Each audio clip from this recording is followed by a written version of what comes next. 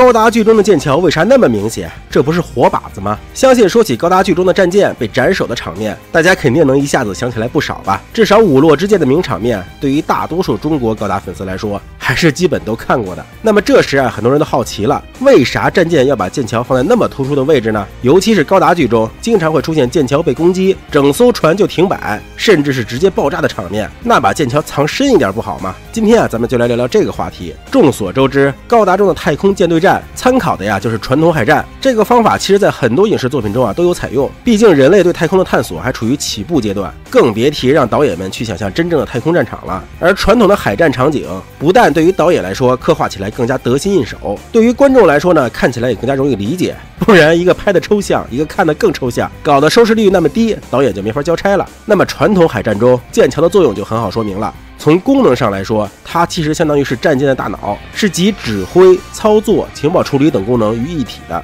只不过呢，当我们讨论剑桥为什么要设计的那么显眼时，第一个要说的就是为了便于观察战场。在雷达等电子设备不够发达时，战争中的火炮瞄准基本全靠人眼观测。那么站得高看得远就是最简单实用的改造方案，其中以日本海军尤为突出。他们的剑桥在二战中那是出了名的高的，甚至到了匪夷所思的地步。随着火炮技术的不断发展，火炮的射程啊也早已远远超过了目视距离，再加上雷达技术的日益成熟，此时的剑桥就没有必要修那么高了。但剑桥还是要保持在舰艇甲板上的正前方，毕竟雷达不是什么时候都开着，摄像头设备也有视野的局限性，在海面上作战还是需要人眼来判断周围的形势，尤其是海面的状况。而且无论是一二战时期还是近现代，战舰被击中的部位相对来说都是比较一视同仁的。你把指挥室安排在船身上的任何一个部位都有可能受到火炮的攻击，就算是你把指挥室埋在船里面，也一样有鱼雷这样专走下三路的武器等着你。所以比起想着怎么隐藏指挥室，还不如节约点成本，直接在传统位置比较好。而高达作品中啊也是相同的道理，而且大多数作品啊也有像米氏粒子呀、真恩粒子呀、中子干扰器啊这种的能够干扰雷达的东西的存在，因此靠人眼观察的需求啊也依然是有的。可是问题来了，既然高达能让驾驶员坐在全封闭的驾驶舱中，靠机体全身的摄像头来 AI 绘制身边的画面，那为何船舰不这样做呢？那硬要说的话啊，就是摄像头终归是一种电子设备，在战场上容易被各种磁场或者 EMP 武器所影响。虽然高达剧中很少提到 EMP 武器啊，如果是 MS 的话，还能直接打开驾驶舱进行观察。可如果船舰没有了剑桥，一旦摄像头受到影响，就直接抓瞎了。说白了，就相当于是一个保底机制，它能够最低限度的保证船舰在极端恶劣的环境下依然能够运行，大概就是这么个感觉。而且高达剧中也经常出现可升降剑桥的设计，会根据战场需求选择是否隐蔽剑桥，也算是一种相对科学且折中的解决方案了。当然了，就算找不出这么多理由，其中的漏洞呢也还是有很多啊。这毕竟是影视作品嘛，还是要服务于观众的，要有观赏性的。而且俗话说得好，ガンダムのことそんな分かってなくていいですから。好了，今天视频这么多，希望大家多多点赞支持，我们下期再见。高达 Seed 中没啥战绩的洋电子炮，原来是这么逆天。如果现在让你立刻说出高达 Seed 中洋电子炮有啥好的战绩，你能想起哪些？估计除了第一季最后大天使号和主天使号的对轰，也没啥别的了吧？不是不让用，就是一路吃瘪。炮灰色启动。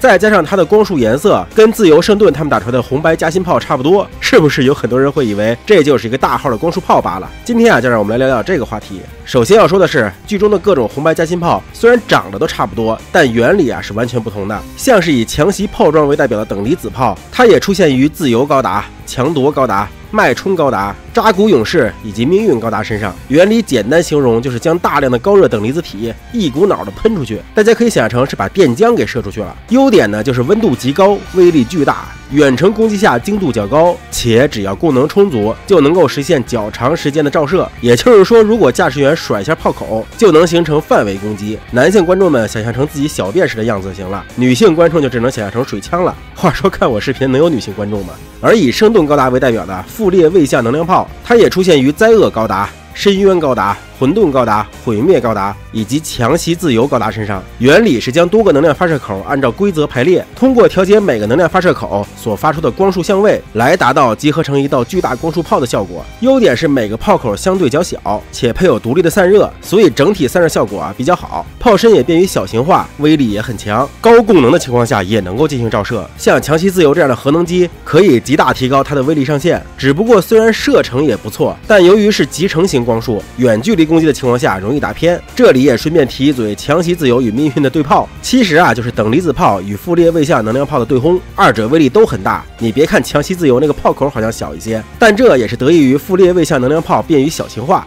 俩驾驶员配对也很有意思，吉拉就喜欢打人家武器，所以照着命运的炮打，而飞鸟呢就喜欢打驾驶舱周边，所以照着强袭自由的腰打，二者光束轨迹也刚好重合了。你看看我这帮编剧员的，万代不给我点工资都没天理啊！而之所以这些武器会是红白夹心，是由于射击后炮口附近会产生感应电离，相对高能的粒子会排在外侧，相对低能的粒子排在内侧，就形成了夹心炮的样子。刚才说的两个呢都是能量炮的范畴，阳电子炮可就不同了。像存在于咱们身边的电子都是带负电荷的，而阳电子炮发射的电子正如其名是带正电荷的。当阳电子与电子接触以后，便会发生物质湮灭，释放出相当庞大的能量。设定集中有提到，湮灭所产生的能量是统质量U235在核分裂时所产生的能量的1000倍以上。当然了，这并不代表它有1000颗核弹的威力啊。虽然在早期设定集中有提到，阳电子炮在精确打击下威力凌驾于核武器之上，但并不是说它的总和破坏力比核武器要强，而只是对精确目标的小范围伤害要比核武器更有效率。同时，湮灭还会产生大量的伽马射线，这就是剧中马流提到的在大气圈内使用阳电子炮所带来的污染。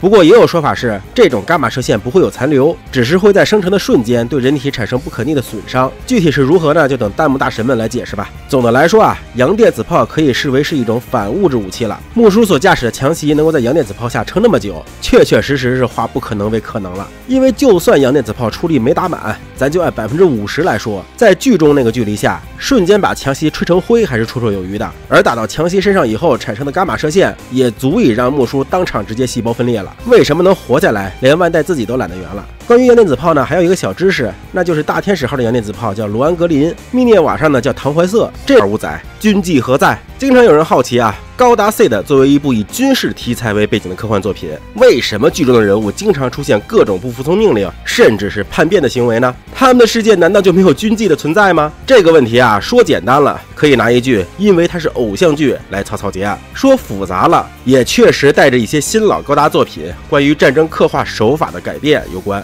今天就让我们来聊聊这个话题吧。先说说跳反次数最多的狼哥吧。其实狼哥一出场，跟鸡哥这含情脉脉的对视，估计大家就能猜出来了，他俩中的一个必反，只不过最后其实相当于是2个人都跑了。作为高达全系列中最迷茫的男配，阿瑟兰其实算得上是挺目的明确的。他参军的起因就是母亲死于地球联合军无耻的核弹偷袭之中，因此刚上来打地球联合的时候还是嘎嘎没力气的，来不来就变暴力虫，拿海妖炮突对面，唯独面对发小吉拉时会手软。完了，小哥俩各自献祭了自己的克林，纷纷开启了真飞鸟状态，干了个爽。也就被小鸟上身的这么一小段时间，阿瑟兰确实没有犹豫了，认认真真的把吉拉往死里边打。可是小鸟之神刚一离开身体，激情的小脑瓜又占领高地了。在卡加利的一顿揪衣服薅领子之下，他又开始迷茫了。千辛万苦干掉对面的 Ace， 到头来给予他肯定的只有一扎克，真是世风日下呀。到此为止，阿瑟兰的思路都是清晰的，替母亲和同胞们报仇，但是呢又不太忍心杀基友。可等拉克斯也掺和进来以后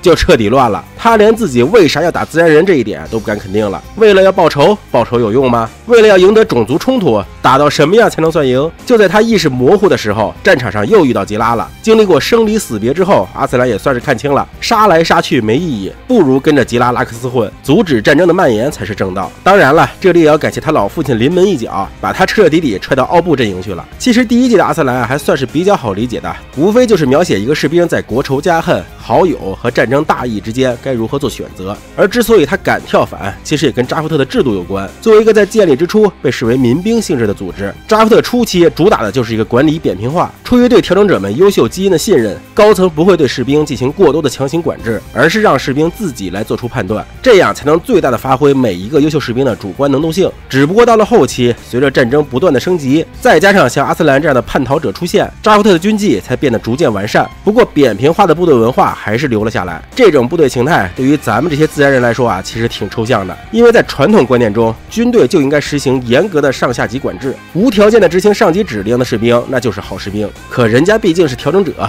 人均小爱因斯坦的，个别人除外啊。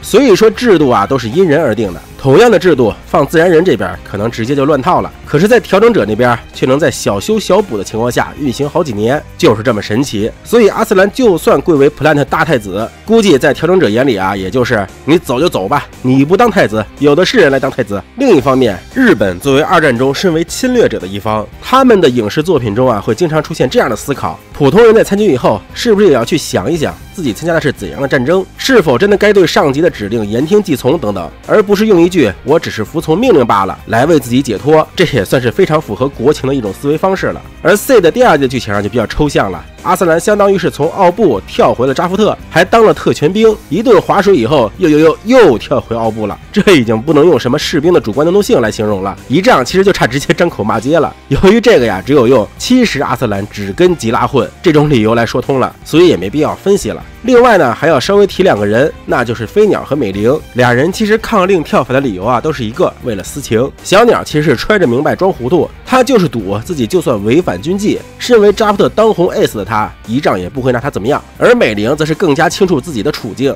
只要当时脑热帮了阿斯兰第一步，就必须跟阿斯兰跑，不然留在扎夫特迟早得被查出来。也就是说，飞鸟是明知有军纪，但更知道自己有比军纪更好用的靠山。美玲呢，则是知道自己犯军纪了，所以干脆不回来了，懂了吧，兄弟们？战争不是打打杀杀，全是人情世故。最后啊，还要提一嘴以扎克和迪亚哥。迪亚哥第一季其实跟阿斯兰差不多啊，属于是发挥自己主观能动性的跳槽。而以扎克虽然一直被说是战队王，但事实上啊，他才是最忠于 Plant 那批军人。在第一季经历战场的洗礼以后，他也从愣头青大头兵变成不会滥杀无辜的、有思想政治觉悟的带头兵。他在最后掩护的卡加利他们，也是参与到保卫 Plant 的部队。所谓敌人就是朋友，战场上只要你对我方有好处，少数敌其实没毛病。第二季更是能用一句话为自己的战队行为交上满分的答卷。